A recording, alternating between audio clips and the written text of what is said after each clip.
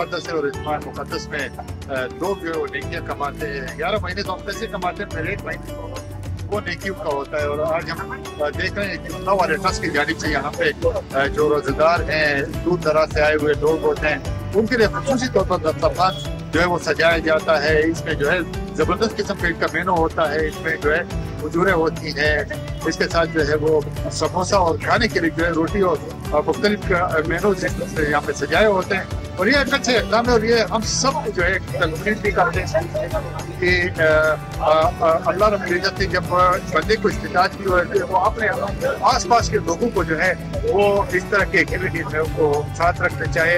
और इस तरह जो लोग होते हैं, जो दूर दराज के लोग होते हैं, जो रोजेदार होते हैं, वो यहाँ से जो है मुस्तफीद होते हैं और अपना रोजा इफ्तार करके यहाँ से जाते हैं। मेरा नाम है मुस्तफा अली और मैं अल्लाह वाला ट्रस्ट गिलगित का कोऑर्डिनेटर हूँ।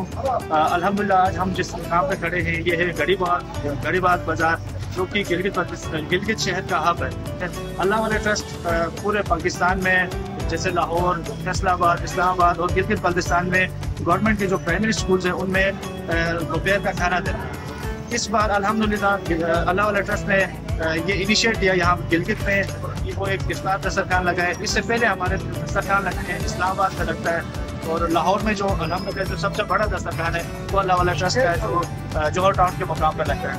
जो हमारा गिलगित में जो आज हमारा दस्तरखान लग रहा है इसमें हमारे पास आज चाइनीज राइस है, कल हमारा इंशाल्लाह चिकन ब्रोस्ट होगा इंशाल्लाह। इस तरह मुख्तलिफ मेन्यू हम रोजाना के हिसाब से यहाँ पे लोगों को सर्व करते रहेंगे।